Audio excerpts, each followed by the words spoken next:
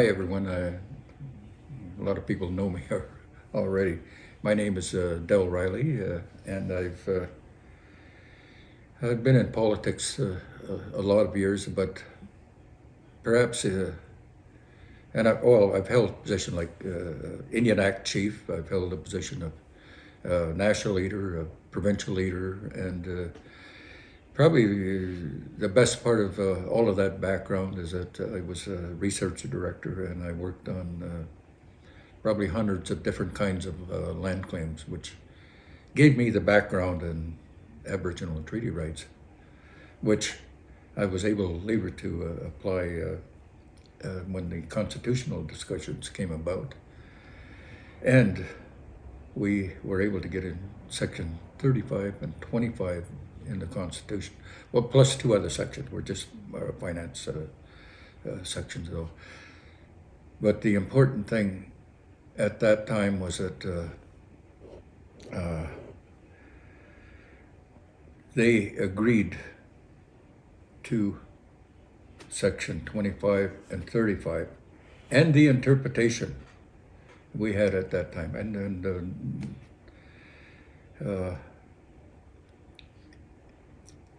The 11th hour was coming, and they had to get something.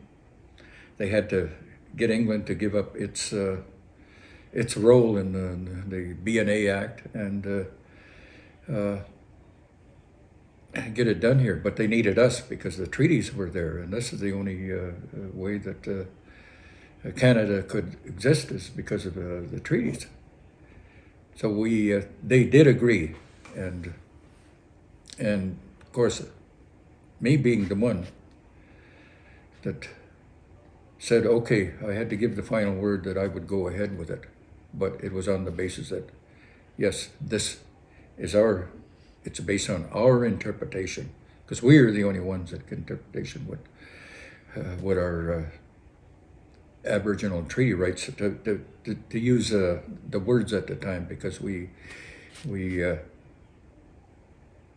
these were widely used, and it meant total involvement. But in reality, what we're talking about is the rights of a nation, and we kept our nationhood. We kept our way of doing things as a nation, even making the treaty and being recognized as a nation in the treaty. So unfortunately, this regime got established here called the B&A Act, or Canadian government, and it decided that it wanted to become very racist with us. So it introduced the Indian Act. And it's a lot of the problems associated with that imposition of racism that is causing us all of these problems, just like yours. Now, Section 35 throws that out, but they're still applying rules and regulations that they deem that they should enforce on us, and that's not going to work anymore. Cannabis is it's an opportunity. It's much like cigarettes, and we need we need to do it ourselves. So we need our own economy in our own community, which is pretty much denied by the Indian Act, in that the Minister of Indian Affairs can approve everything to get any kind of economies going in Canada, and we can see the results of that since 1876. The economies, the standard of living is equal to the worst in the world in a lot of cases, and that's due to the racism imposed by the Indian Act. So we've got to get away from this. We've got to sit down and use those rights of our nation under Section 35, recognized by Section 35, and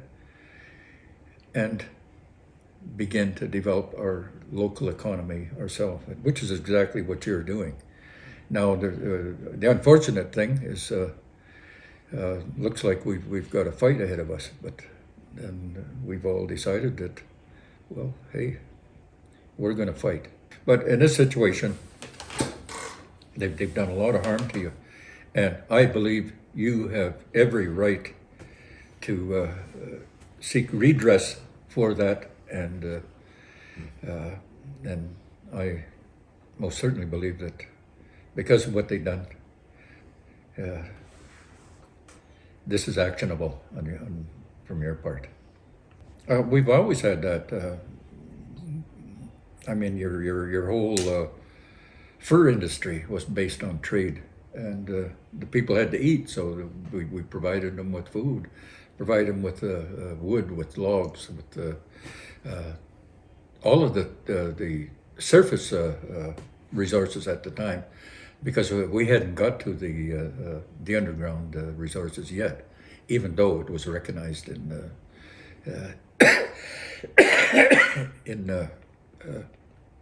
some of the treaties.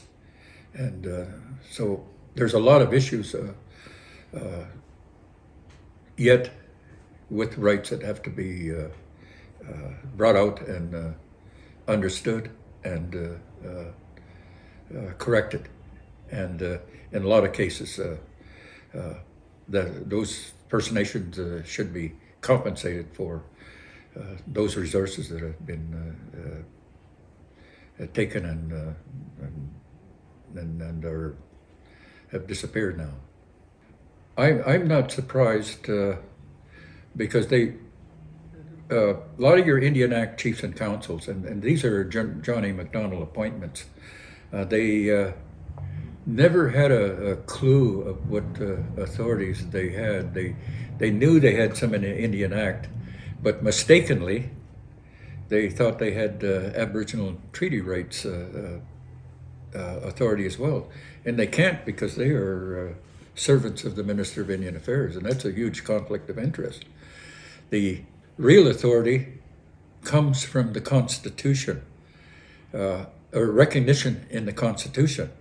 But the recognition was with the traditional chiefs, because John A. Macdonald wanted to relieve all the traditional chiefs of their authority when he imposed the Indian Act chiefs and councils in 1892.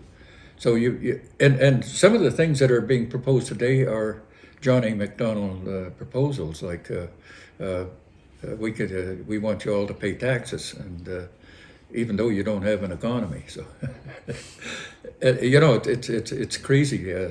But I think, unfortunately, our chiefs and council have no clue of history. They have no clue of what their authorities are, what their rights are, or how to fix this up.